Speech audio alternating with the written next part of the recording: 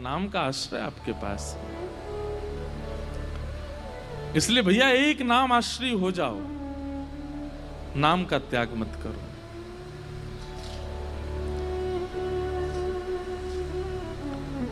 एक भगवान के परम भक्त थे केशवदास। क्या नाम था? केशवदास। तो श्री केशवदास जी का ऐसा चरित्र है कि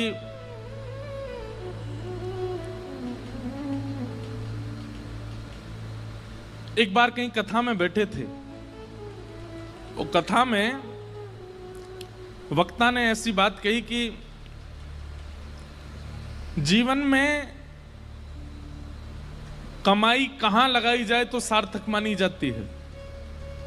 आपने जो भी कमाया, अगर परिवार में लगाया, घर में लगाया, पत्नी बच्चे परिवार सब में, देखो थोड़ा थोड़ा तो सब जगह लगाना ही पड़ता है, लेकिन फिर भी उसकी सार्थकता कब है? हमारे द्वारा कमाया गया धन वो ऐसी कौन सी जगह लगाया जाए कि उससे सार्थक माना जाए, ठाकुर जी प्रसन्नता मानी जाए। वक्ता बोले कि अगर वो संतों की सेवा में लगा दिया जाए तो जितना अंश संत सेवा में लगता है उससे ठाकुर जी बड़े प्रसन्न होते हैं, वो सार्थक माना जाता है, वो पुण्य माना जाता है। आपकी कमाई करना भी सार्थक हो जाता है अगर संत सेवा बन रही है तो। बहुत ध्यान से सुनना। तो केशवदास जी ने ये बात सुनी कि भैया संत सेवा करनी चाहिए, उसमें जो धन लगता है वही सार्थक माना जाता है। अपनी पत्नी से कह दिया, देवी देखो हम जो भी कमाते हैं ना, उसका जो भी अंश ठाकुर जी कृपा करेंगे हम संत सेवा में उसको प्रस्तुत करेंगे, तुम राजी हो? पत्नी बोली हाँ हम राजी हैं। बंधुओं, भगवान की बहुत बड़ी कृपा मानिएगा कि आपका कोई संबंधी, कोई सगा ऐसा है जो भगवत सेवा करने में आपकी सहायता करता है। उस मित्र को कभी मत छोड़िएगा जो कथा में लेके आता हो। उस मित्र का कभी त्याग मत करना जो वृंदावन लेके जाता हो। वो बहन सबसे अच्छी है जो ठाकुर जी की सेवा करवाती हो। वो भैया सबसे अच्छे हैं जो प्रवचन सुनवाते हों। वो माता पिता सबसे अच्छे हैं जो ठाकुर जी की सेवा की आज्ञा देते हों। वो पति सबसे अच्छा है जो गुरु सेवा में संग लग जाता हो। अगर इन भावों से कोई भी संबंधी आपका है, चाहे वो बुआ जी हैं, फूफा जी हैं, चाचा हैं, ताऊ जी हैं, पति है, मित्र है, उस संबंध का त्याग मत कीजिएगा। चाहे वो जीवन में आगे चल करके भले ही पद भ्रष्ट हो जाए तो भी उसका त्याग मत कीजिएगा। वो कभी आपको कथा में लेके गया था, उसकी वजह से आपको कथा मिली थी, इसलिए उसका त्याग मत करना। तो सबसे बड़ा संबंधी, सबसे श्रेष्ठ संबंधी है। तो कई बार पति भक्त होते हैं पर पत्नी का स्वभाव नहीं होता, और पत्नी भक्त होती है, पति का स्वभाव नहीं होता। दोनों विपरीत होते हैं तो बहुत मुश्किल होती है फिर। लेकिन केशवदास जी की जो पत्नी थी वो बिल्कुल योग्य थी। उसने कहा आपकी जैसी इच्छा, आप कहेंगे संत सेवा होनी चाहिए तो होगी। इतना धन नहीं कमाते थे, बहुत अल्प सी धन कमाते थे कि बस दिन रात भोजन हो जाए बस, लेकिन संत सेवा का प्रण ले लिया। एक बात मानेंगे हमारी, कथा में या गुरुजनों के द्वारा जब कोई बात ऐसी आप सुनते हैं जिसको सोच करके सुन के आपके मन में आता है ये मुझे करना चाहिए, लेकिन मैं कैसे करूं, मेरे पास व्यवस्था नहीं है।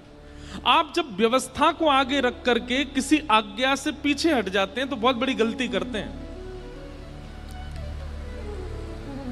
कोई आज्ञा ऐसी हुई, कोई बात ऐसी कथा में सुनी या गुरुजनों से सुनी, वो बात सुनकर के आपके मन में आया ये मुझे करना चाहिए, लेकिन मेरे यहां व्यवस्था नहीं है। व्यवस्था का विचार ही मत करो। जैसे ही आपको लगा कि मुझे करना चाहिए, आप करने लग जाओ। जिन महापुरुष से आपने सुना या जिस ग्रंथ की बात आप सुन के आए हो वो सामर्थ्य प्रदान करेंगे, व्यवस्था कर देंगे, आप बस लगना शुरू करो उसमें।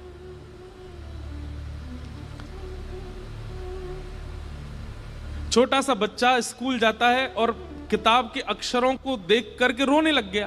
क्यों? क्या कीड़े मकोड़े से हैं, मुझे तो पढ़ ही नहीं जा रहे ये, मैं कैसे अपने पिता की तरह बनूंगा, मैं कैसे अपने चाचा की तरह बनूंगा, ये तो मुझसे पढ़ने में ही नहीं आ रहे। अरे भाई प्रयास तो कर, तो प्रयास करेगा तो धीरे धीरे समझ में आने लगेंगे। हम लोग हिंदू हैं, अगर अभी हिंदी अक्षर के 1 2 3 4 5 6 प्रकट कर दिए जाएं तो हमसे पढ़े नहीं जाएंगे, वो अक्षर भी हमें समझ में आने वाले नहीं है। प्रयास करेंगे तो सब समझ में आता है। इसलिए कभी कोई आज्ञा ऐसी आप सुनते हैं और उसके प्रति आपका भाव बनता है कि ये मुझे करना चाहिए। मान लीजिए किसी महापुरुष की वाणी से आपने सुना कि संत सेवा करनी चाहिए, सप्ताह में 1 दिन निश्चित कर लो कि चाहे ढूंढ के करके आए संत सेवा करेंगे। आपके मन में आया कि मेरा मन तो हो रहा है कि मैं करूं, पर कैसे करूं? क्यों? व्यवस्था नहीं है, चाहे धन की कमी है, चाहे परिवार में कोई साथ देने वाला नहीं है, आदि आदि जो भी व्यवस्था का चिंतन करके रुकिए मत। मुझे संत सेवा करनी चाहिए, ठीक है, अगले सोमवार से मैं सोमवार संत सेवा करूंगा। आप तनिक से प्रारंभ तो करिए। आप प्रारंभ करोगे, पूरा ठाकुर जी कराएंगे। केशवदास जी के चरित्र से सीखने को मिलेगा आपको। केशवदास जी की व्यवस्था इतनी उचित नहीं थी कि वो संत सेवा कर सकते हैं, लेकिन कथा में सुन लिया तो मन बना लिया कि अब सेवा मुझे करनी है, और पत्नी का साथ लेकर के जो भी धन कमाते थे उससे बढ़िया प्रसादी बनाते, संतों को निमंत्रण देते, घर पर संत आते, प्रसाद पाते। भगवान की दया से इतना ही प्रसाद बनता कि संत जन पा लेते, उनके लिए नहीं बच पाता था। तो दोनों क्या करते, जो संतों की शीत प्रसादी होती थी उसी को इकट्ठा करते, उसी को पा लेते। कभी कभी वो मिल भी नहीं पाती थी, अब संतों से थोड़ी कहेंगे कि छोड़ जाना थोड़ा, वो बेचारे प्रेम से पाते थे तो कई बार मिलता भी नहीं था, लेकिन संत सेवा बनने लगी। लेकिन ठाकुर जी बहुत दिन तक अनुकूलता रहने नहीं देते।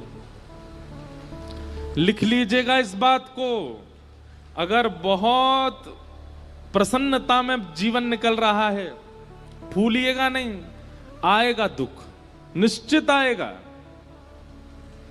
बहुत धन के साथ में अभिमान हो गया है कि मैं कुछ भी खरीद सकता हूं, मैं कुछ भी कर सकता हूं, मैं कुछ भी बना सकता हूं, मैं कहीं भी जा सकता हूं। एक दिन आएगा कहीं जाने लायक नहीं रहोगे। और ये विपरीत स्थिति में भी सुनिए, अगर बहुत कष्ट में जीवन जा रहा है तो परेशान मत होइए, एक दिन सुख आएगा। आज इतनी धन की व्यवस्था नहीं है कि आप एक ही वस्त्रों को 5-5 दिन तक पहनते हैं, है ही नहीं वस्त्र, चिंता मत कीजिए, एक दिन ठाकुर जी अनुग्रह कुछ करेंगे। एक स्थिति कांस्टेंट किसी की नहीं रह सकती, परिवर्तन तो होता है, चाहे वो वैष्णव हो चाहे वो संसारी हो। तो केशवदास जी सेवा करते थे, अब धीरे धीरे क्या हुआ, उनका धन जो था खत्म होने लगा, अब सेवा के लिए धन नहीं बचा। उन्होंने कर्जा लेने का मन बनाया कि मैं कर्जा ले लेता हूं, संत सेवा नहीं छूटनी चाहिए। अब बेचारा कोई धनवान नहीं होता, सामान्य होता तो उसको कोई कर्जा भी नहीं देता। बाजार में निकल गए कर्जा लेने के लिए कि कोई हमें थोड़ी सी सेवा कर दो तो हम संत सेवा करेंगे। किसी ने भी उनको देने से मना कर दिया। लेकिन एक चतुर व्यापारी था, जब ये गए उसके पास, बोले आप जो कहेंगे हम ब्याज सहित आपको वापस कर देंगे, हमें थोड़ा सा धन दे दो, संत सेवा करनी है। तो व्यापारी ने कहा ठीक है हम दे देंगे तुमको धन, लेकिन बदले में हमको ब्याज सहित धन नहीं चाहिए, एक सेवा कर दो हमारी। ये तो नाचने लगे, बोले आप जो कहोगे सो करूंगा। क्या करना है पूछा नहीं, हम आप सब लोग होते तो पूछते, भाई हम जितना धन ले रहे हैं उसके समान ही मेहनत करेंगे। बोले आप धन दे दीजिए, मैं संत सेवा कर रहा हूं, उसके बाद आ जाऊंगा, आप जो कहोगे करने को तैयार हूं। धन दे दिया, संत सेवा हो गई। संत सेवा करने के बाद पत्नी से कह दिया देखो अब अगले 1 हफ्ते के लिए हमारे पास में खूब संपत्ति आ गई है, अब तुम चिंता मत करो, संतों की सेवा पर मैं किसी को कर्जा चुकाने जा रहा हूं। तो कर्जा कैसे चुकाओगे, आप धन तो है नहीं। बोले वो सेवा करनी है, उसी से चुक जाएगा। एक भला आदमी मिल गया, उसने कहा कि पैसा मत लौटाना, सेवा कर देना। केशवदास जी लौट करके गए उसके पास, बोले भैया बताइए क्या सेवा करनी है, आप कहें तो बर्तन मांज दूं, झाड़ू लगा दूं, पोंछा कर दूं, पुताई कर दूं, क्या करना है आप बताओ। बोले हमारी एक जमीन है, वहां पर कुआं खोदना है। कुआं खोदना है। कुआं खोदने का मतलब समझते हैं? कितनी गहराई में जाना पड़ेगा, जब तक जल ना आ जाए तब तक खोदते रहो, और जब वो जल निकलना प्रारंभ हो जाए उसके बाद भी कितने फीट अंदर तक खोदना पड़ेगा, फिर चुनाई करनी पड़ेगी, कुएं में पूरा उसको आकृति देनी पड़ेगी, फिर बहुत दिन तक जल खींचना पड़ेगा, सारा मतमैला जल निकल के जब बिल्कुल स्वच्छ जल आ जाएगा तब कुएं का निर्माण होगा। इतना तो धन भी नहीं लिया था उन्होंने जितना उनको सेवा दे दी, लेकिन प्रसन्न हो गए। जो आ गया, कहां जाना है बताइए। एक बार भी ये नहीं कहा कि आप ऐसी सेवा कैसे करा सकते हैं। पहुंच गए फावड़ा लेकर के और लगे, जैसे करते निकालते फेंकते करते मिट्टी, तो वो एक गति जैसी बन गई थी। फावड़े चलने की आवाज, मिट्टी भरने की आवाज, फिर उसको दूर फेंकने, उसकी जो वो धुन बन गई थी, उसमें इतना उनको सुख मिलने लगा था कि वो राम राम जपते हुए ये करते थे। और उन्होंने नियम लिया कि ये मैं अपनी संत सेवा चुका रहा हूं, किसी से लिए थे मैंने धन संत सेवा, वो चुका रहा हूं। मैं नियम रखूंगा कि मैं इस पूरे क्रियाकलाप में संसारी बात नहीं करूंगा, केवल राम राम बोलूंगा। कुआं खोदते जा रहे हैं। 2-3 दिन बाद पत्नी को लगा ये कहां जाते हैं, सुबह के जाते हैं रात तक आते हैं। पत्नी भी आ गई, संत सेवा करके आती थी। उसको कहते थे कि अब गहरा हो गया है, तुम मिट्टी में भर के दिया करूंगा, तुम फेंक दिया करना, और सुनो कोई संसारी अपवाद विवाद नहीं, केवल राम नाम बोलना। उनका तो अच्छा भजन हो गया। बोले कि इतने प्रसन्न रहने लगे केशवदास जी, बोले भजन भी हो रहा है और मेरे पैसे भी चुक रहे हैं। वो व्यापारी बड़ा खुश कि हमारा तो इतना पैसा भी नहीं लगा जितना बड़ा काम हो रहा है। करते जा रहे हैं, पर कई बार बंधुओं भक्तों को अपना यश खुद नहीं बनाना पड़ता, ठाकुर जी उनका यश बनाते हैं। और कई बार यश दिलाने से पहले ठाकुर जी बहुत तगड़ी ठोकर देते हैं। कुएं में पानी का स्रोत आने लगा था, पानी नीचे से आने लगा था। बड़े प्रसन्न हो गए थे केशवदास जी कि अब जल आ गया है, वो जिन्होंने मुझे धन दिया उनकी सेवा पूरी हो रही है।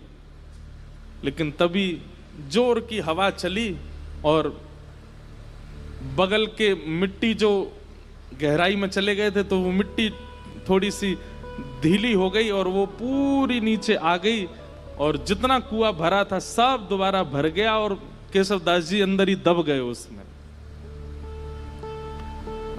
पत्नी दौड़ी दौड़ी इधर उधर भागी, अरे कोई बचाओ, मेरे पतिदेव अंदर गिर गए हैं, कोई बचा के लाओ।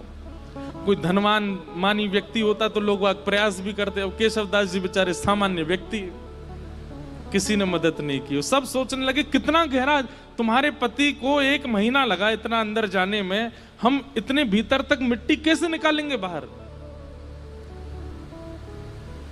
कुछ लोगों ने सोचा, बोले भाई अकेला निर्वहन कैसे करेंगे, कुछ पैसा वैसा देके इनको शांत कर दो, और कुछ धन धान्य दे करके उनको, बेचारी वो भी कहां तक किसके पास जाती हैं।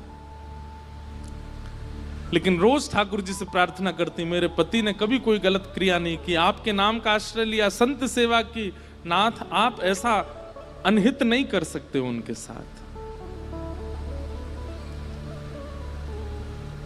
1 महीना व्यतीत हो गया, मृतक घोषित हो गए केशवदास जी। 1 महीना बाद जहां वो कुआं खोदा जा रहा था, अब तो वहां पे कुआं खोदने का कोई प्रश्न नहीं उठता था। लोगों ने कहा कि इसमें तो आदमी मर गया, भीतर अब कुआं मत खोदना यहां पे। लेकिन लोग बाग जब वहां से निकलते थे तो वो एक मिट्टी का टीला बन गया था। जब वहां से निकलते तो राम नाम धुनी सुनाई देती, और राम नाम धुनी केवल राम राम करती हुई सुनाई नहीं देती, साथ में झांझ, मंजीरा, करताल, सारंगी आदि आदि वाद्य भी सुनाई देते, जैसे मानो कोई उत्सव महोत्सव चल रहा हो। आते जाते लोगों को लगता शायद पास के गांव में कीर्तन चल रहा होगा। लेकिन जब 10-15 दिन तक अखंड नाम धुनी सुनाई देने लगी, पास के गांव में जाकर के देखा कोई उत्सव नहीं है, तब बोले शायद यही कुछ है।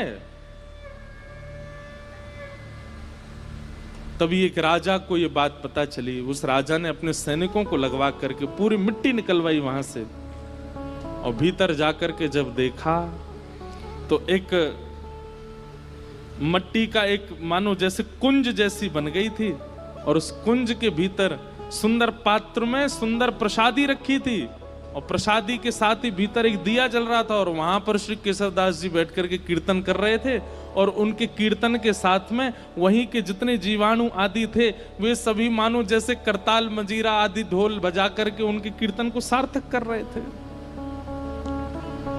ये देख करके सब हैरान रह गए। नाम का बल ये सामान्य बात नहीं है। नाम का आश्रय लेने वाला व्यक्ति कैसी भी परिस्थिति में हो, नाम सब सुलभ कराने की सामर्थ्य रखता है। ठाकुर जी के नाम में इतना बल है। हमारे गोवर्धन में एक बाबा गए, गुरु दीक्षा लेने के बाद अपने गुरु जी से कहा, आप जो आज्ञा देंगे मैं उसको पूरी करूंगा, आप बस आज्ञा दीजिए। गुरु जी ने भी ऐसी आज्ञा दी जो बाबा कर ही नहीं सकते थे। क्या? कि जितने भी संस्कृत साहित्य ग्रंथ हैं हमारे संप्रदाय के, सबका अध्ययन करके सबको कंठस्थ करो। बाबा बोले मैं तो अंगूठा टेक, मुझ पर संस्कृत कहां आती है। गुरु जी बोले हम एक ही बार आज्ञा देते हैं, हमने जो आज्ञा देनी थी वो दे दी।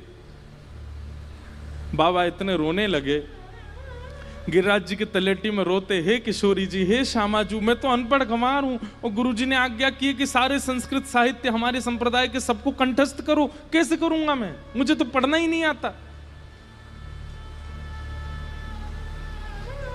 मुझे तो केवल आपका नाम आता है, मैं तो केवल राधा राधा करना जानता हूं और कुछ नहीं आता मुझसे। इसी चिंता में रोने लगे, राधा राधा पुकारते पुकारते रोते थे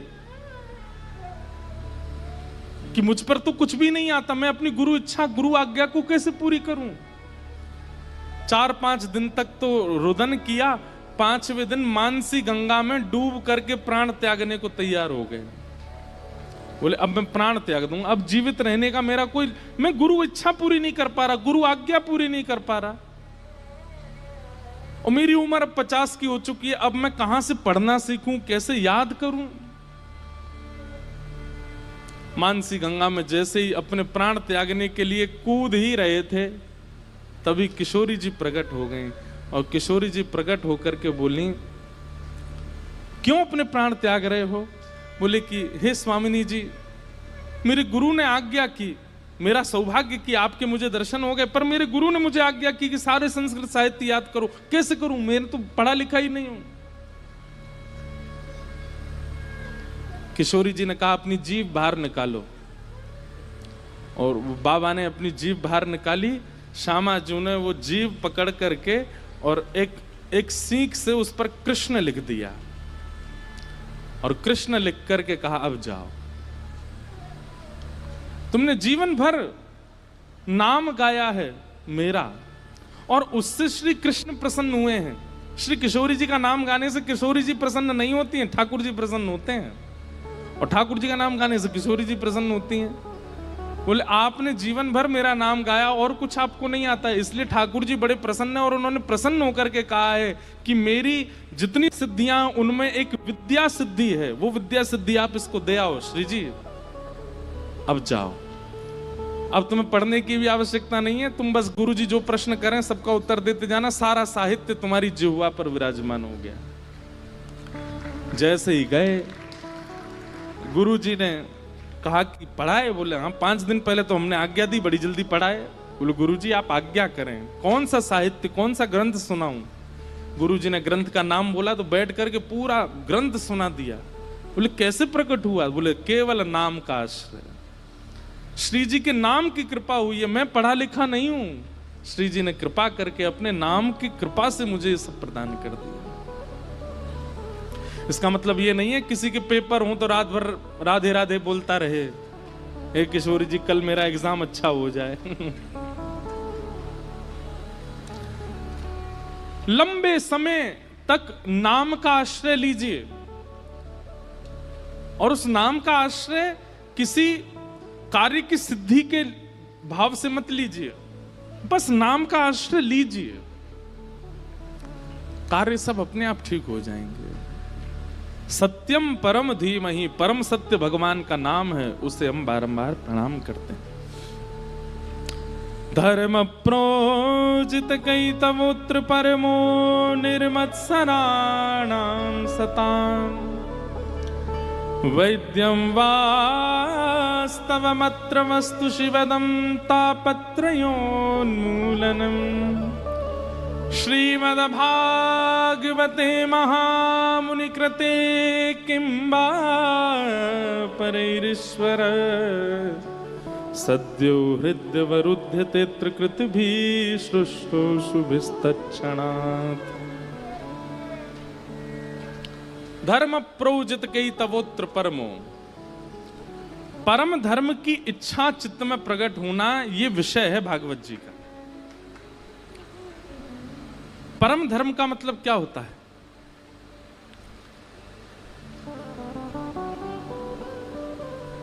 परम धर्म का मतलब क्या है कि अब मैंने बहुत कमा लिया, बहुत खा लिया, बहुत कर लिया, बहुत सब कुछ करके देख लिया, अब मुझे एक ठौर चाहिए बस। एक प्रकार का ये परम धर्म है। धर्म क्या है? कमाने में निपुणता प्राप्त करना, घर परिवार को संभालने में निपुणता प्राप्त करना, बच्चों का ब्याह करना, पत्नी को संभालना, परिवार को संजोना, व्यापार भी उचित कर, ये सब धर्म के अंतर्गत आता है। पर परम धर्म का मतलब क्या है? अब इस देह का तो मैंने कल्याण कर लिया, अब आत्मा का कल्याण करना है, वो परम धर्म है। एक दिन ऐसी चेतना मन में प्रकट हो जाए कि बस अब इस आत्मा की सदगति मुझे देखनी है, कैसे होगी? अब मुझे एक आश्रय चाहिए। आपने सुना होगा प्राचीन काल की जितनी भी राजाओं की कथा सुनाते हैं व्यास मंच, सब में क्या कहते हैं? एक उम्र आने पर राजा वन को चले गए, राजा वन में जाकर के भजन करने लगे। पर आजकल कोई वन में नहीं जाता, वन ही नहीं बचे। आजकल कोई वन में नहीं जाता। लेकिन एक बात कहें, इस कलिकाल में वन श्री वृंदावन है। आपका मन जिस दिन वृंदावन की ओर बढ़ जाए, मन जिस दिन वृंदावन के अलावा और किसी को प्रायोरिटी ना देता हो, उस दिन समझ जाना कि बस यही हमारा वनवास है, यही हमारा वन गमन है। मन में और कोई इच्छा ना आवे वृंदावन के अलावा। बंधुओं, कभी कभी अपनी भक्ति ऐसे नापा कीजिए कि आपको ठाकुर जी और दूसरी तरफ संसार की कोई वस्तु रख दी जाती हो और एक चीज चुनने को कही जाती हो, फिर अपने मन को देखा करो कहां की तरफ आकर्षित हो रहा है। जैसे एक तरफ तो ठाकुर जी का राजभोग प्रसाद है और दूसरी तरफ पिज्जा है, बर्गर है, बढ़िया बढ़िया चीजें हैं संसारी जो ठाकुर जी को भोग नहीं लगी। अब अपने मन से पूछो, एकांत में किया करो, ये सबके सामने करोगे तो सबको पता चल जाएगा। और कई बार सबके सामने तो आप आडंबर भी कर सकते हो, जबरदस्ती प्रसाद ही पकड़ोगे। पर कभी कभी अपने आप से पूछिए कि आपका मन किस तरफ जा रहा है। आप नाम जप करते हैं, रोज तिलक लगाते हैं, कथाएं सुनते हैं, कभी कभी नाप तोल के देखा तो कीजिए कि भक्ति की स्थिति पहुंची कहां अभी। बहु व्यंजन एक तरफ रख दीजिए और ठाकुर जी का प्रसाद एक तरफ रखिए, और बिल्कुल बिना चीटिंग के देखो कहां की तरफ, किसकी सुगंधि की तरफ, किसके स्वरूप की तरफ जीव में पानी आ रहा है, मन जा रहा है। अगर वो संसारी वस्तु के प्रति हो रहा है तो फिर उसके बाद भजन में एक माला बढ़ा दो, थोड़ा सत्संग और बढ़ा दो। और यदि वो ठाकुर जी के प्रसाद की ओर भाग रहा है, बहुव्यंजन सामने रखें लेकिन मन में इच्छा ही प्रकट नहीं हुई, ठाकुर जी का प्रसाद प्रधान है, अब ये समझ जाओ कि हमारे गुरु की कृपा, हमारे भजन का प्रभाव, हमारी सत्संग, हमारे पुण्यों का प्रभाव, ठाकुर जी हमें प्रिय लग रहे हैं।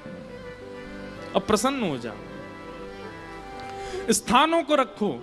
एक तरफ अपॉर्चुनिटी है आपके पास कहीं विदेश जाने की, और एक तरफ अपॉर्चुनिटी है फ्री समय हम वृंदावन भी जा सकते हैं। कहां जाना चाहिए? लेकिन मन में विदेश का ही आएगा। यहां बोल रहे हो आप लोग, आप विदेश जाने के लिए पहले हाँ करोगे, वहां जाना है। कभी कभी ये नाप तोल करके देखा कीजिए कि कहां की तरफ रुझान ज्यादा है, और यदि वो रुझान भगवत सेवा के प्रति, भगवत वस्तुओं के प्रति बढ़ रहा है, तो इसका मतलब क्या है?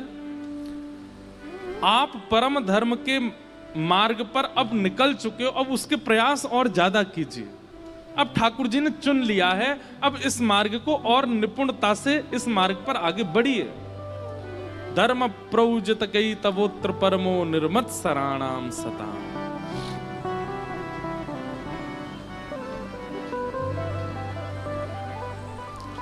निर्मत सराणाम सताम, मात्सर्य दोष खत्म हो जाए चित्त से। किसी के प्रति ईर्ष्या, किसी के रूप, स्वरूप, वैभव, संपत्ति और उसकी श्रेष्ठताओं को देखकर के आपके चित्त में ज्वलनशीलता ना होती हो, प्रसन्नता होती हो, समझ जाओ अब ठाकुर जी हमें स्वीकार कर रहे हैं। तीसरा, वैद्यम वास्तव मत्र वस्तु शिवदम।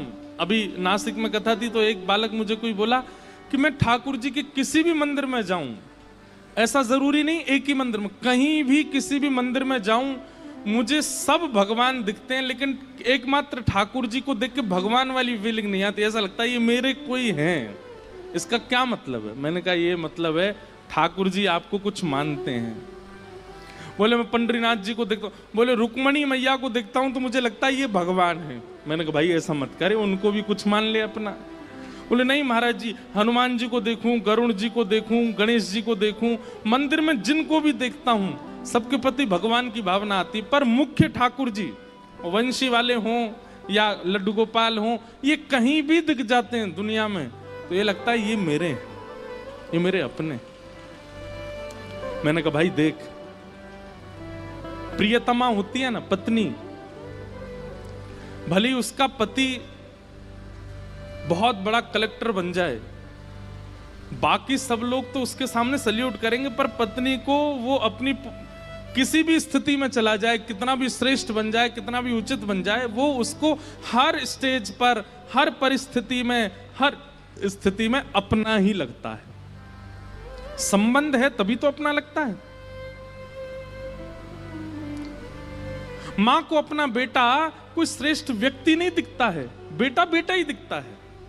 ऐसे अगर ठाकुर जी के प्रति भगवत भावना आकर के कोई अपनत्व की भावना आती है, उसका मतलब है ठाकुर जी भी संबंध मान चुके हैं, अब बस ढूंढो कि वो संबंध है कौन सा।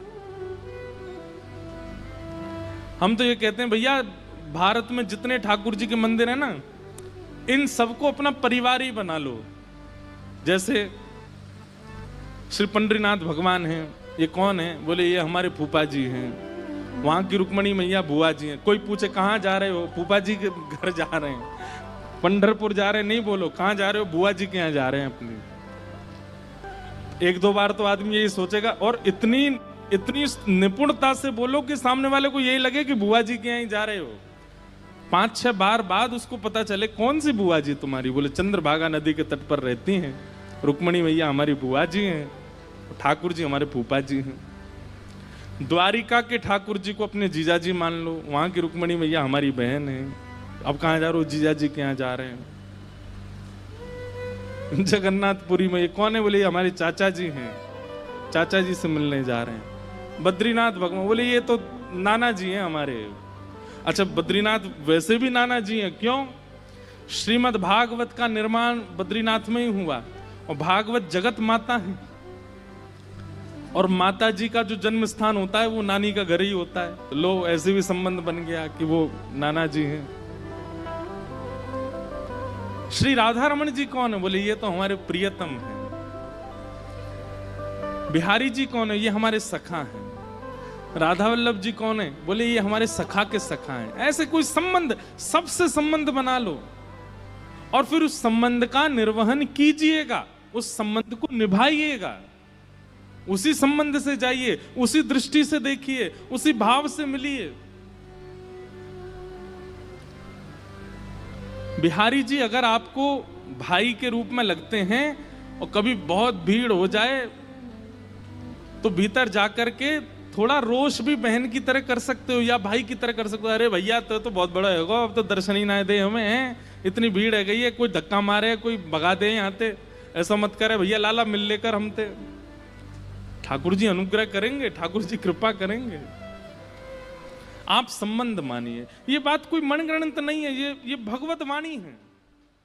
वैद्यम